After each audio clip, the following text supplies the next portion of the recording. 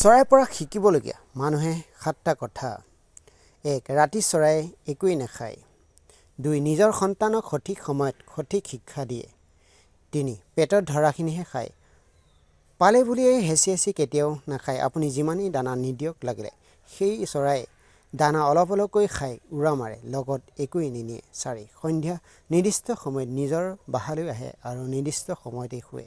ৰাতিপুৱা সূৰ্য উদয় হোৱাৰ পূৰ্বেই শোৱাৰ পৰা উঠে আৰু নিজৰ সংগ্ৰাম আৰম্ভ কৰে। 5. নিজৰ শৰীৰটোৰ পৰা যিমান পাৰে সিমানেই লাভ উঠায়। ৰাতিৰ বাহিৰে দিনত ভাগত কেতিয়াও আৰাম নকৰে। শৰীৰক পৰিশ্ৰম কৰি থকাৰ বাবে নিৰোগী হৈ জীয়াই থাকে চৰাইবোৰ। নিজৰ আহাৰ কেতিয়াও সলনি নকৰে, নতুন নতুন আহাৰ সোৱাদ বিচাৰি নুফুৰে। 7. প্ৰকৃতিক কেতিয়াও অনিষ্ট নকৰে। প্ৰকৃতিৰ পৰা যিমানখিনি লয় সিমানখিনি প্ৰয়োজন হয়। প্ৰিয় দৰ্শক, আজিৰ ভিডিঅ'টো চাই কেনে পালে নিশ্চয় কমেণ্ট বক্সত কমেণ্ট কৰিবলৈ নাপাহৰিব। আৰু যিসকলে নতুনকৈ চাই আছে মোৰ চেনেলটো ছাবস্ক্ৰাইব কৰি দিব।